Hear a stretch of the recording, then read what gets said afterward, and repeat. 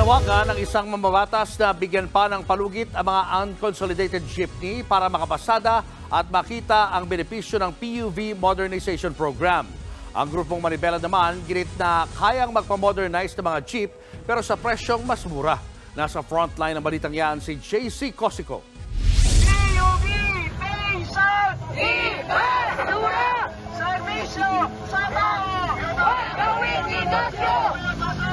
Yan ang sigaw ng grupong Manibela na magkilos protesta sa may Southgate ng Kamara sa Quezon City kaninang umaga. Tiyempo yan sa pagdinig kanina ng House Committee on Transportation sa PUV Modernization Program ng gobyerno.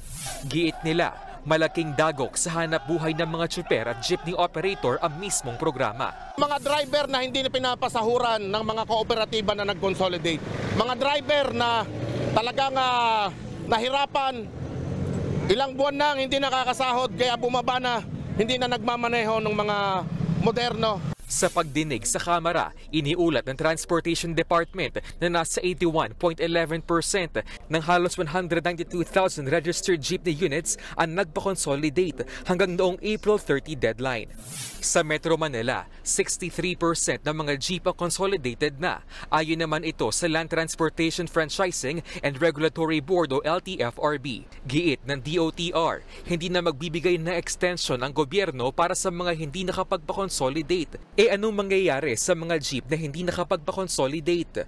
Bibigyan po natin ng due process nga po, no? Yung mga hindi nag-consolidate.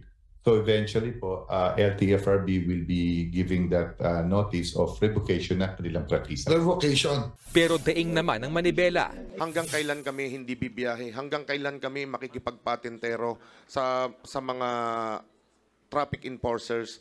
Paano yung kabuhayan nitong aming mga kasamahan? Gusto po natin malaman ito, Mr. Chair. Gusto natin makabiyahe, maipagpatuloy namin ang biyahe. Mungkahi tuloy ni Rizal Congressman Jose Arturo Garcia, bakit hindi muna bigyan ng kahit isang taong provisional authority o palugit ang mga hindi nagpa-consolidate para makapasada at makita ang benepisyo ng programa? We need to prove sa mga drivers natin na yung programa ng gobyerno modernization and consolidation is really good for them. But you cannot dictate it to them na hindi, sumunod kayo. For them to appreciate it, kailangan masubukan nila. Pag-aaralan daw yan ng LTFRB. Pero giit ni Manibela President Marval Buena, nagawa nilang i-modernize sa kanilang mga jeepney ng paunti-unti kahit hindi sila miyembro ng kooperatiba. Euro 4 din daw ang engine nito na pasok sa Philippine National Standards na itinakda ng Department of Trade and Industry. Higit sa lahat, malayo ang presyo nito sa 2 bilyong piso kada unit sa ilalim ng mga kooperatiba. Yung body niya, 700,000 pesos.